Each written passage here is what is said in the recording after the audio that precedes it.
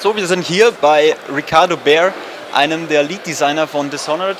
Und er wird uns jetzt ein paar Fragen zum Spiel beantworten und ich bin schon sehr gespannt. Hallo Ricardo. Hi, how's it going, guys? Yeah, good, thanks.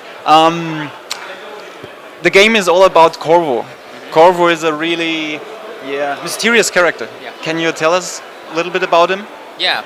So the game is the main character is Corvo Atano, and at the very beginning of the game, he is the bodyguard of the Empress of Dunwall, the city of Dunwall, and all the islands around. But at the very beginning of the game, the Empress is murdered, and you get blamed. And so the rest of the game, you go out on missions to find out why these guys did this to you and who did it, and then get revenge. And along the way, you are granted some supernatural powers by a mysterious figure called the Outsider. And so you have some really cool supernatural powers, you have some cool gadgets and weapons, and it's up to the player to combine them in ways to solve the objectives however they want to. Okay.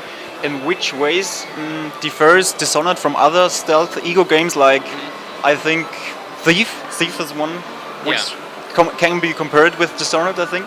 Yeah, we have a lot of guys on the team who are really big fans of Thief. Some of the people on our team worked on Deus Ex, and also Arx Fatalis and Dark Messiah. So, we're very big fans of stealth gameplay, but we're also big fans of mixing stealth with action. Yeah. So that's one of the ways that we're different from Thief. Corvo is very powerful also.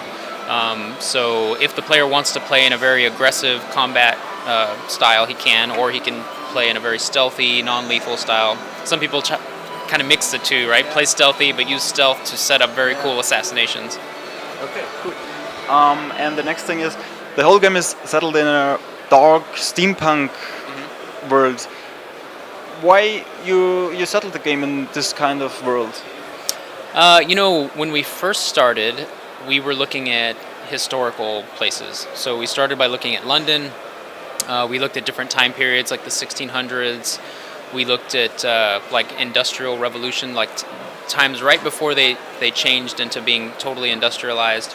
We looked at whaling cities, like very early American cities, and as we started layering more things on, it just started to grow. And as soon as we added supernatural powers to the game, that was another layer that started kind of twisting the world a little bit away from the real world. Okay. And then when we started talking about what if all the power and all the technology in the city was driven by the whaling industry, and these whales are these they're not exactly like whales in a normal in the normal world. They're a little bit different, and so that added this new layer of technology, which people started calling steampunk. At first we were kind of like, no, it's not steampunk, because we kind of shied from the term because we were thinking of like brass things and clockwork gnomes and stuff like that.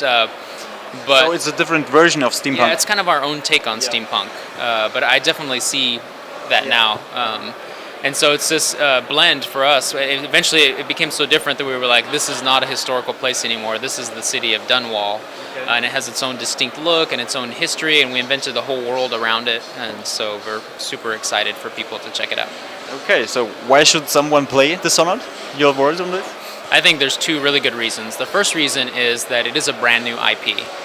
There's a lot of sequels out right now, and this is one of the very few brand new universes invented from scratch. And it's a very interesting place. It's got its own unique style and its own unique history.